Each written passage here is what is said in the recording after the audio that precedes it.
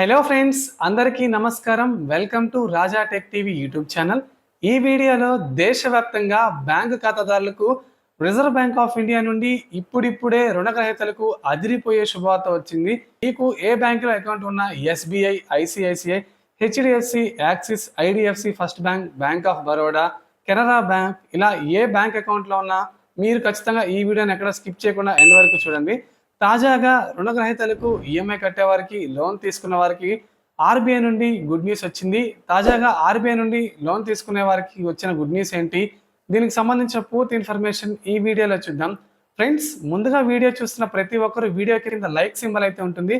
Video చూస్తున్న ప్రతి ఒక్కరు వెంటనే వీడియోని అయితే లైక్ చేసేయండి. మీరు వీడియోని లైక్ చేస్తేనే నాకు టైప్ ఆఫ్ సపోర్ట్, మోటివేషన్, అలాగే వీడియో అనేది అందరికీ రీచ్ అవుతుంది. అలాగే మొదటిసారి ఎవరైనా మన ఛానల్ విజిట్ అయితే 3-4 వీడియోలు చూడండి. బెల్ ఐకాన్ ట్యాప్ చేసి మన ఛానల్ సబ్స్క్రైబ్ చేసుకోండి. అప్పుడు మాత్రమే నేను పెట్టే ప్రతి వీడియో మీరు నోటిఫికేషన్ రూపంలో పొందొచ్చు. ఫ్రెండ్స్, ఇది Telugu news 18.com iDream news నుంచి వచ్చిన official genuine news bank update.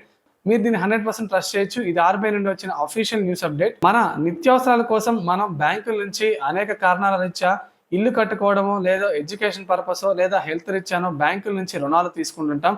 అయితే కొన్ని కారణాల రీత్యా ఈఎంఐ లోన్లు కొన్నిసార్లు కట్టడం కష్టమవుతుంది. దానికి అనేక కారణాలు ఉంటాయి.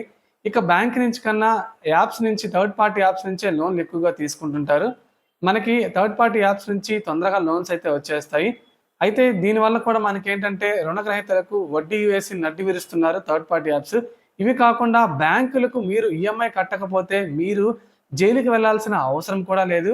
తాజాగా reserve bank of India EMI కట్టే వారికి కొన్ని మార్గదర్శకాలను జారీ చేసింది.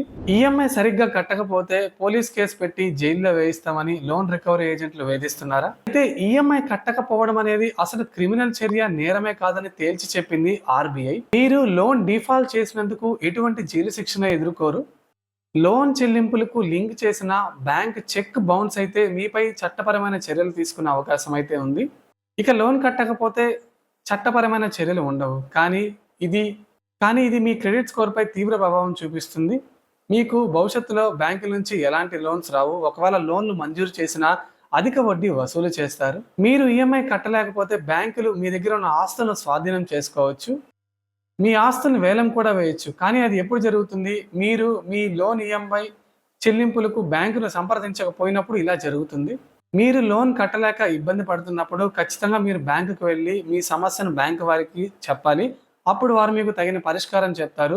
లేదా వడ్డీ రేట్లు తగ్గించడమో, లేదా లోన్ టెన్యూర్ పెంచడమో, లేదా లోన్ తీర్చడానికి కొంత సమయం ఇవ్వడమో, సమస్యను బ్యాంకు వాళ్ళు అనేక రకాలుగా పరిష్కరిస్తారు.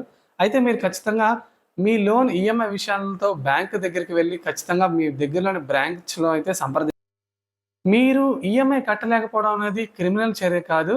ఇది బ్యాంకులకే కాదు, ఫైనాన్స్ కంపెనీలకు కూడా ఇదే వర్తిస్తుంది.